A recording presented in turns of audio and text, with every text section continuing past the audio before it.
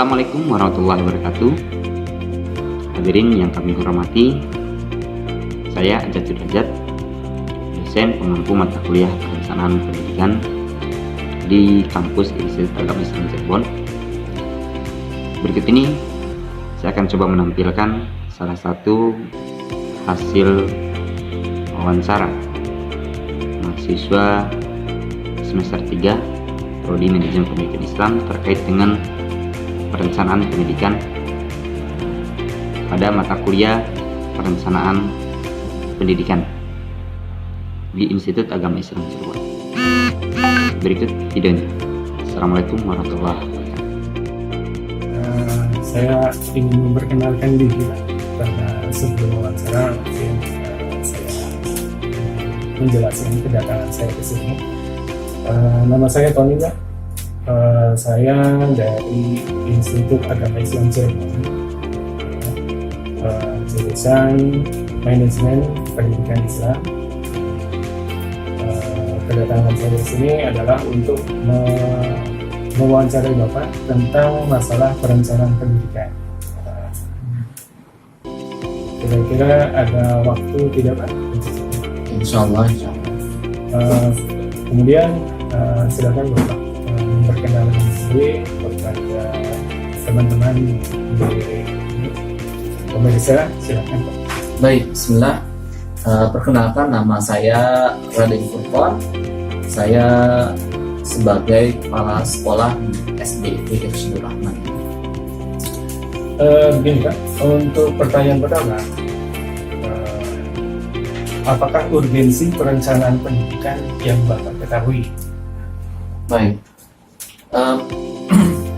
perencanaan dalam sebuah pendidikan itu sangat penting, mulai dari sebelum siswa baru dibuka itu harus ada perencanaan seperti itu. Kemudian siswa daftar, setelah itu mulai pembelajaran, kemudian ada tes ya, untuk menguji pemahaman mereka.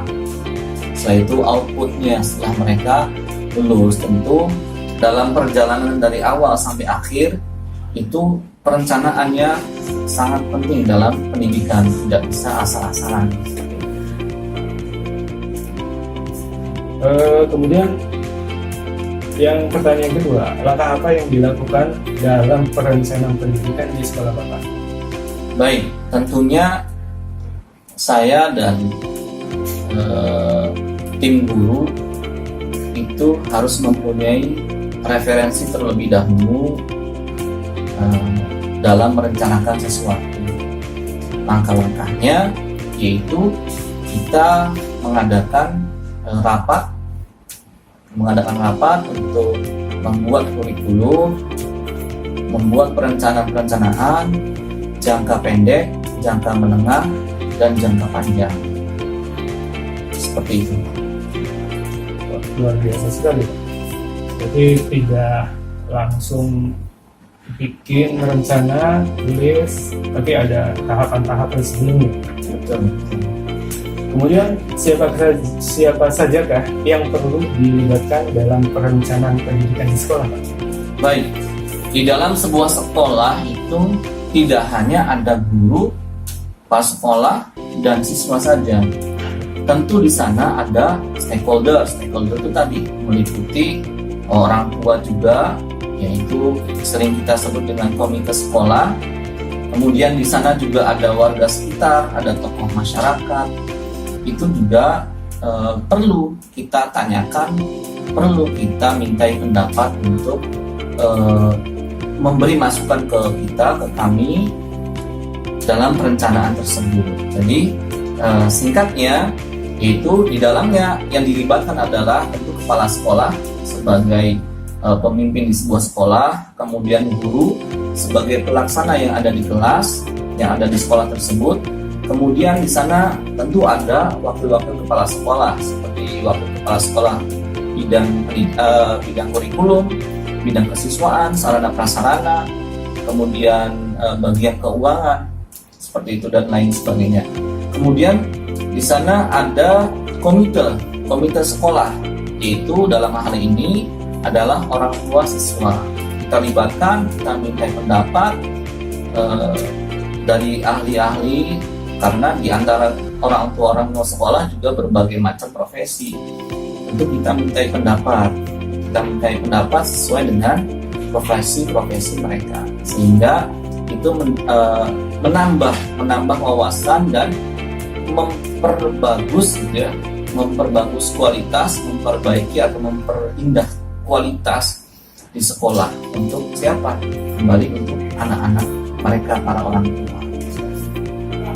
Oh, berarti bukan hanya sekedar dari pihak sekolah saja Pak untuk perencanaan pendidikan. Betul. Jadi melibatkan pihak-pihak luar, terutama orang tua siswa. Betul. Pantesan saya lihat kemajuan yang dialami oleh siswa ini cukup signifikan gitu Pak. Alhamdulillah. Banyak kemajuan yang dicapai dari sini, terutama hafalannya bahasa Inggris dan bahasa Arabnya. Kemudian dari perencanaan yang dilakukan itu, apakah ada kendala-kendala Pak? Betul. Jadi dimanapun, termasuk di sekolah pun pasti ada kendala. Namun kendala itu ada yang bisa diselesaikan, ada yang susah untuk diselesaikan, tergantung bagaimana sinergi antara orang tua dan sekolahnya. Karena tujuan pendidikan itu tadi sebenarnya untuk anak-anak orang tua tersebut, di mana kewajiban mendidik anak itu sebenarnya adalah kewajiban orang tua. Karena orang tua beralasan sibuk kerja dan sebagainya, maka orang tua mempercayakan ke sekolah untuk mendidik anaknya. Sekolah dan orang tua harus sinergi untuk merencanakan pendidikan tersebut. Nah, seringkali kendala itu muncul, yaitu ketika kurang ada sinergi antara sekolah dan orang tua.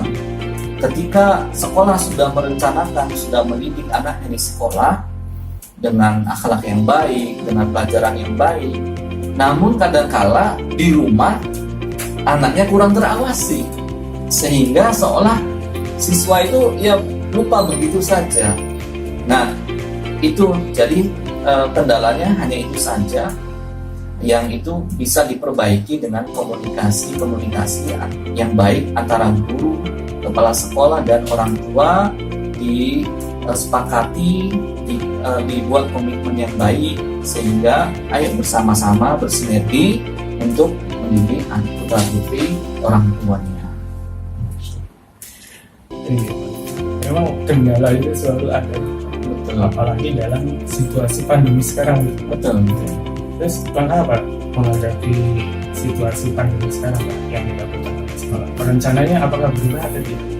Jelas itu ada perubahan, karena otomatis pandemi ini tidak ada yang merencanakan. Manusia itu nggak ada yang merencanakan adanya pandemi. Ketika pandemi itu datang, maka otomatis setiap sekolah, termasuk di SDT Irsyadul Rahman sendiri, itu mengambil langkah-langkah cepat, yang tentu itu melibatkan orang tua juga. Jadi caranya yaitu dengan komunikasi yang baik, menjalin komunikasi yang intens, yang baik dengan orang tua, persetujuan, kesepakatan, itulah yang nanti kita ambil jalan tengahnya, seperti apa baiknya lalu kita laksanakan di sini, insya Allah. Oke Pak, terima kasih atas kesediaan waktunya. Baik. Masa sediakan buat kami. Semoga kedepannya lembaga yang Bapak pimpin bisa lebih maju dan berkembang. Amin.